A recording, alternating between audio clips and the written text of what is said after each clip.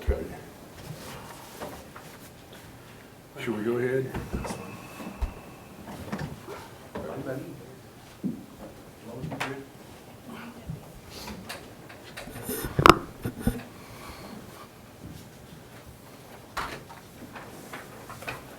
Is everybody ready? Okay. It's Tuesday, September 10th, 2019, 3 p.m. I'm calling the Building Advisory Board meeting to order. Roll call. Starting on the right end, please state your name. Ryan White. Mike McCall. Kevin Cool. Mark Frazier. David Miller. Rick Walters. Scott Kraus. Second item, approval of the minutes of the August 13th regular meeting. I move to approve. Second. Any discussion?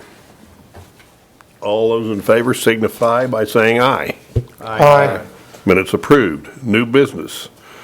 Public hearing items, none. Quasi-judicial matters, none.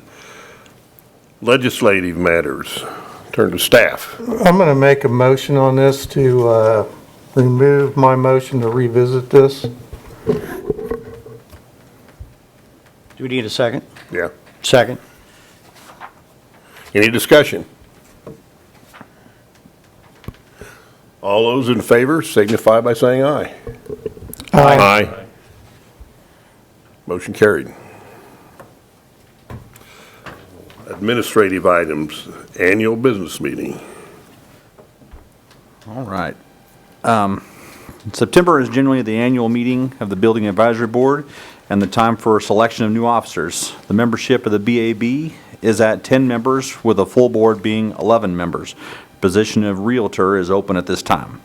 On August 19, 2019, Mayor reappointed Mike McCall and Dwayne Grace to new 4-year terms starting August 31st, 2019. David Miller has served as chair for the past 2 years. Mark Frazier served as chair for the past 2 years.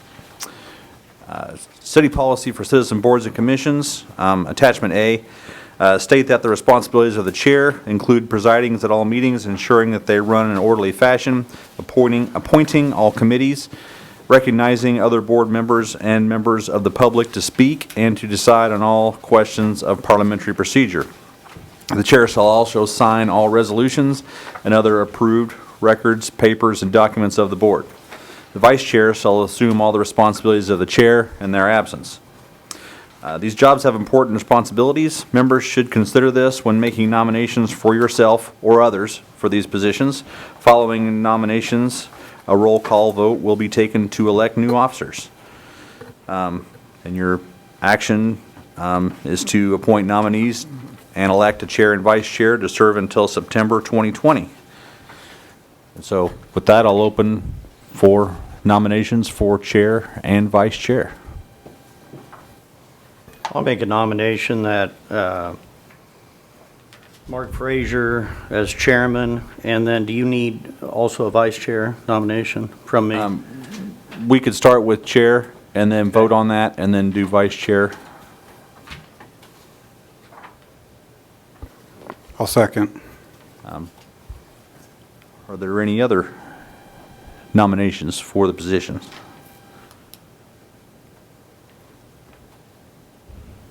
Okay. Well, I guess we don't really need to vote if there's one nominee, but we can just to make it official, I guess. So, do a roll call vote. I guess I'll be, since we don't have an official chair right now. I guess I'll do it. Starting on the left side here.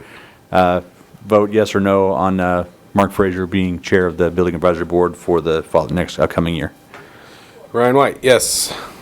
Mike McCall, yes. Kevin Cool, yes. I guess Mark Frazier, yes. Dave Miller, yes. Greg Nichols, yes. Rick Walters, yes. Scott Kraus, yes. All right. And with that, are there any nominations for vice chair? I'd like to make a nomination of David Miller as vice chair, if he's so inclined. Okay. I'll second. Okay. Are there any other nominations for vice chair? If not, then we can proceed with the same procedure on voting. Ryan White, yes. Mike McCall, yes. Kevin Cool, yes. Mark Frazier, yes. Dave Miller, yes. Greg Nichols, yes. Rick Walters, yes. Scott Kraus, yes.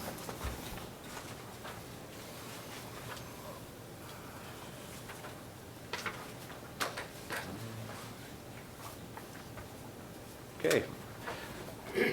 Well, congratulate our new chair, Mr. Frazier, and Mr. Vice Chair Miller. And Do I really need that hammer? It's up to you, buddy. I guess we can move on to the next order of business.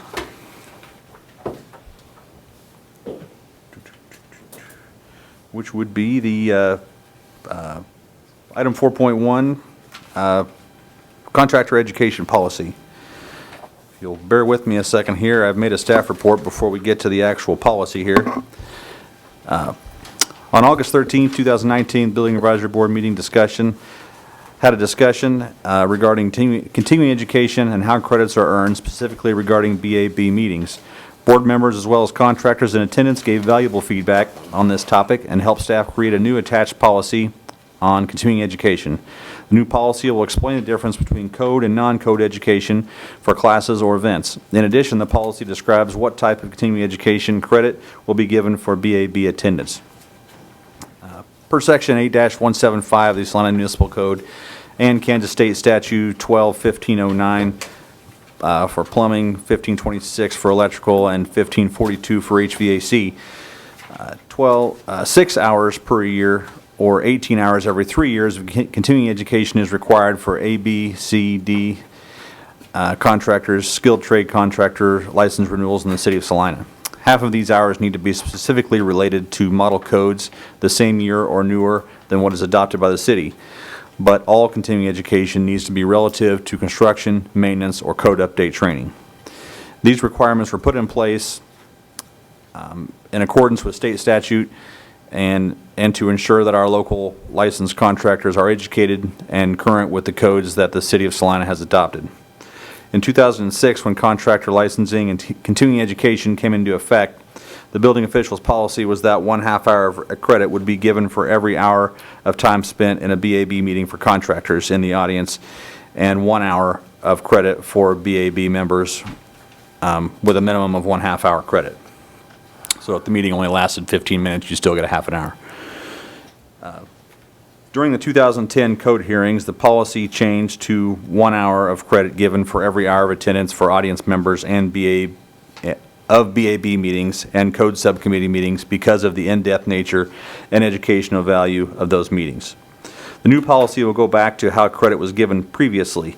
This change will place more emphasis on actual code education by contractors as well as still giving credit for participation in the process.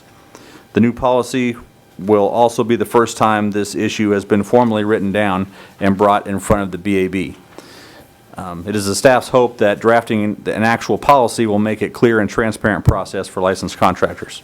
Staff feels that continuing education is an important part of our contractor licensing regulations and helps keep our community's licensed contractors well-informed, safe, and code compliant. In addition, having a role in the process and procedures of the Building Advisory Board by either serving as a board member or attending a meeting is critical to contractors having a voice in the local regulations. And with that, I'll go ahead and go over the policy here. No vote is needed, but discussion input is welcome by the board. I've also attached the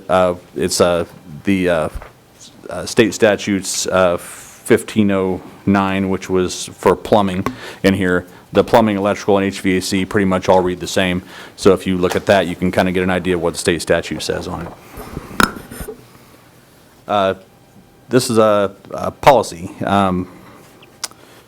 Per Section 8-175 of the Salina Municipal Code and Kansas State statutes, I won't read all those again, 6 hours per year or 18 hours every 3 years of continuing education is required for A, B, C, D contractors and skilled trade contractors for license renewals in the city of Salina. Half of these hours need to be specifically rated to model codes, same or newer than what is adopted by the city, but all continuing education needs to be relative to construction, maintenance, and code update training. These requirements were put in place in accordance with state statutes to ensure our local licensed contractors are educated on the current codes that the city of Salina has adopted. General application of the policy. The type of continuing education credit given will vary depending on the type of license held by the individual seeking credit and the content of the educational event. Typically, continuing education credits are earned by attending an educational event, training, seminar, or class put on by industry experts or professional associations. Requests for approval or questions about qualifying educational events can be directed to the building official by phone or email. Definition of code credit. Continuing education that is based on the discipline under which the license is held. General contractors will get code credit for continuing education for all classes that are based on model codes in the same year or newer than the City of Salina adopted codes. Specialty contractors would get code credit for classes only on the codes that their license is under. Non-code credit. Continuing education that is approved by the building official but does not fall under the contractor's license of specialty. Non-code classes can also include, but are not limited to, safety training, first aid, CPR, OSHA requirements related to construction sites. Requests for approval for non-code education, for a non-code educational event by the building official can be sought by calling or emailing the building official. 1 hour of attendance at a qualifying educational event equals 1 hour of continuing education credit. This applies to both code and non-code. For example, if an electrician takes a class on vent pipe sizing for water heaters, that would be considered non-code credit for electricians and code credit for plumbers and HVAC. City staff will promulgate local educational events to help licensed contractors meet their requirements. The city's plan is to provide 6 hours of continuing education per year and rotate that content on a 3-year schedule. The focus will be on electrical code, building code, residential code, and ADA accessibility codes, and may be adjusted as needed. That will be coming up, by the way, on October 4th is our next educational opportunity. And I'll go over that a little bit more later. Building Advisory Board meetings. The type of continuing education credit given for BAB meeting will vary depending on the role in which you attend and the content of the meeting. It is the responsibility of the building official to decide whether or not the meeting subject meets the intent of this section. Identification of the credit type, code or non-code, will be indicated on the meeting agenda. All meeting agenda are available in advance of the meeting and can be found at the city website, which is the link is on here. Serving on the BAB. 1 hour of service as a board member with code content equals 1 hour of continuing education. 1 hour of service on the board where the agenda does not address code issues equals 1 hour of non-code continuing education. General meeting attendee. 1 hour of attendance at the BAB meeting with code content equals 1 hour of code continuing education. 1 hour of attendance at a BAB meeting where the agenda does not address code issues equals 1/2 hour of non-code continuing education. So, that is what that is. If anybody has any questions or comments, we can discuss it now.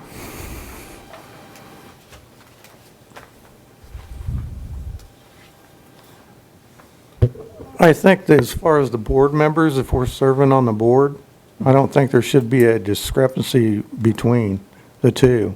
I mean, we're giving up our time, our work, and, I think it ought to be 1 hour credit for the time we serve. Okay. Does anybody else have any thoughts on that, on how that applies, goes along with the rest of the city policy and state statute or anything like that?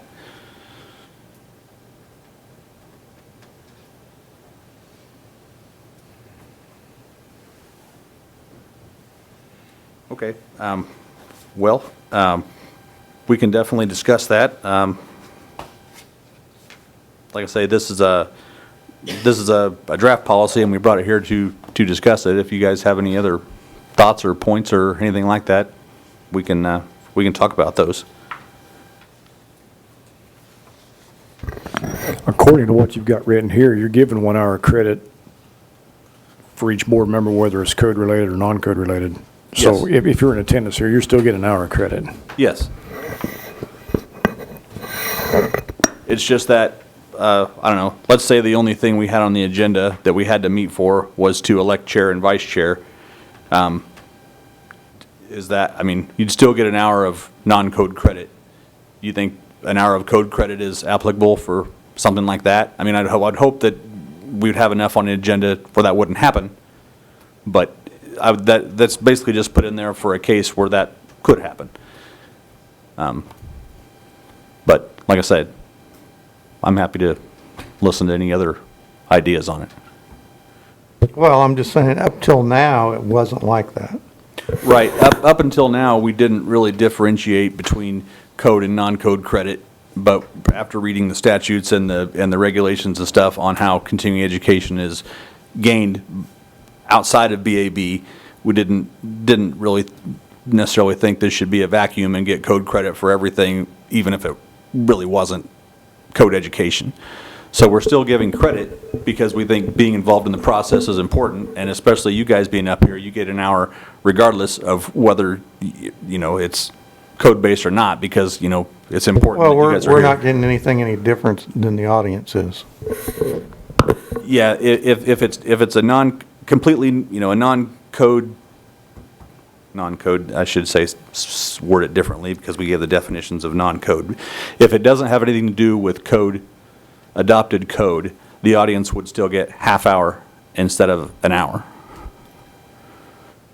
Because it's, like I said, it's not code education, but we still want to give them credit for showing up and being a part of the process because we think that's important.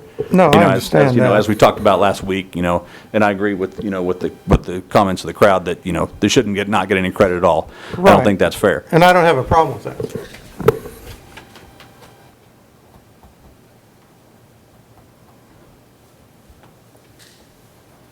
Okay. So Sean, am I to hear you say that the statutes say you have to get code credit? Or are you saying it doesn't matter if it's code or non-code? Well, the statute requires both.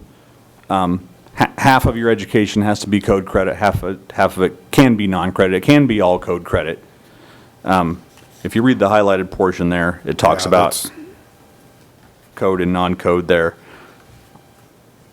But that is for, I mean, this is for specialty contractors only, it doesn't really apply to general contractors. There isn't a state statute on general contractors, only the specialty.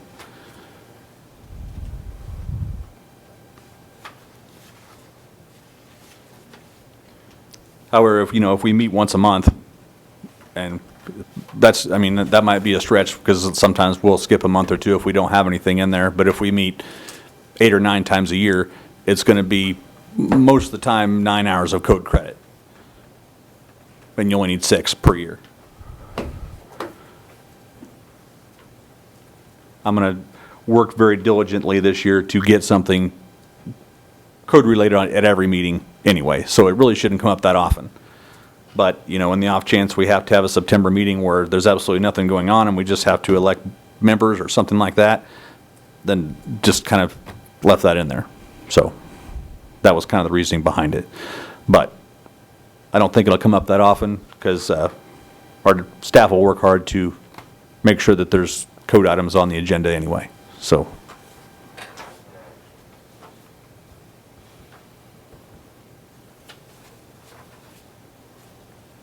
Is there any other discussion or anything on this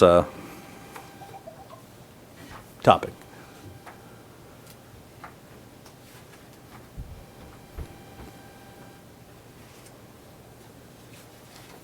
Okay, well, I will leave it to the chair to move forward then.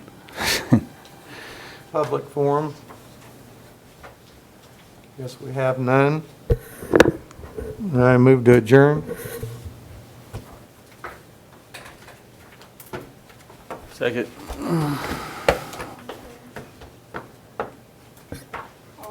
All those in favor? All in favor?